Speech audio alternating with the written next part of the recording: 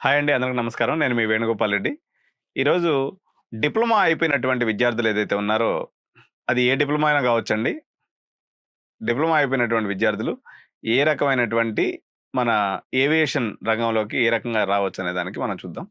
దీంట్లో వీళ్ళు commercial pilot training CPL ప్రోగ్రామ్‌కి కూడా వీళ్ళు ఎలిజిబిలిటీ ఉంటదండి. లైసెన్స్‌డ్ దాంట్లోకొచ్చేసి ఇది ఒకటో నంబర్. అదేవిధంగా ఎయిర్‌క్రాఫ్ట్ మెయింటెనెన్స్ ఇంజినీరింగ్ డీజీసీఏ ద్వారా అప్రూవ్డ్ ఏదైతే ఉందో ఈ లైసెన్స్ ప్రోగ్రామ్ రాయొచ్చు.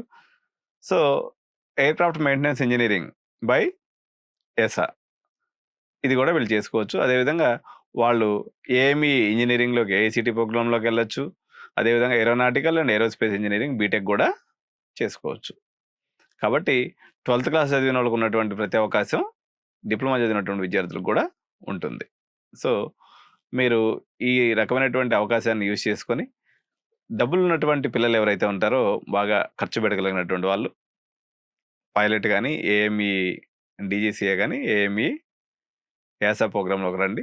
కొంచెం మనం కౌన్సెలింగ్ ద్వారా పోదాము, లేకపోతే ఏదైనా యూనివర్సిటీ తీసుకొని ఫస్ట్ అయితే ఫండమెంటల్స్ నేర్చుకుందాం. ఈ 4 ఏళ్ల పాటు తర్వాత చూద్దాం అనుకునేటువంటి పిల్లలు ఈ తెలియజేయబడినటువంటి ఏఎంఈ, ఏఐసీటీ ప్రోగ్రామ్స్ ఉంటాయి.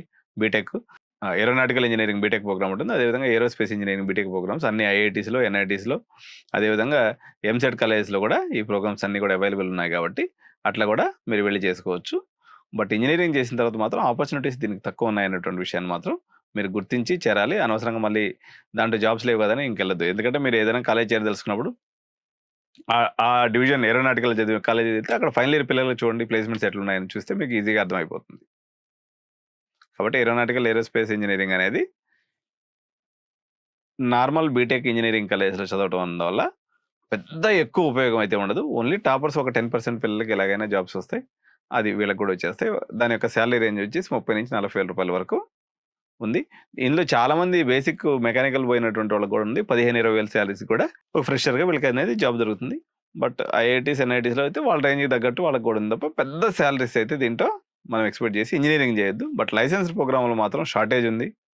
మనకు అప్రాక్సిమేట్‌గా భారతదేశంలో ఒక 10,000 మంది లైసెన్స్ హోల్డర్స్ 10,000-15,000 మంది ఉంటారు. ఇంకా ఒక 10,000-15,000 మంది వచ్చినా కూడా ఇండస్ట్రీ అబ్జార్బ్ చేసుకునే పరిస్థితిలో ఉంది. ఎందుకంటే మన ఇంజినీర్స్ అందరూ కూడా వలసపోతున్నారు. దుబాయ్ గాని లేకపోతే మన ఈస్ట్ కంట్రీస్, వెస్టర్న్ కంట్రీస్ అన్నిటిలో కూడా మన దగ్గర మ్యాన్ పవర్ ఎక్కువ కాబట్టి సహజంగా మనోళ్ళందరూ కొంచెం ఎక్స్‌పీరియన్స్ రాగానే అటు మైగ్రేట్ అయిపోతున్నారు. వాళ్ళకి 6, 7 లాక్స్, 10 లాక్స్, 12 లాక్స్ వరకు సాలరీస్ అనేవి లైసెన్స్ హోల్డర్స్‌కి డీజీసీఏ లైసెన్స్ గాని, లేకపోతే యాసా లైసెన్స్ గాని, సీపీఎల్ లైసెన్స్ గాని ఉన్నటువంటి వాళ్ళందరూ కూడా బయట విదేశాలకెళ్ళి టాక్స్ ఫ్రీ సాలరీని సంపాదించుకుంటున్నారు చాలా దేశాల్లో. ఇది డిప్లొమా వరకు ఉన్నటువంటి అవకాశాలండి. Thank you so much. మరింత సమాచారం కోసం 9133311450ని సంప్రదించండి. Bye by.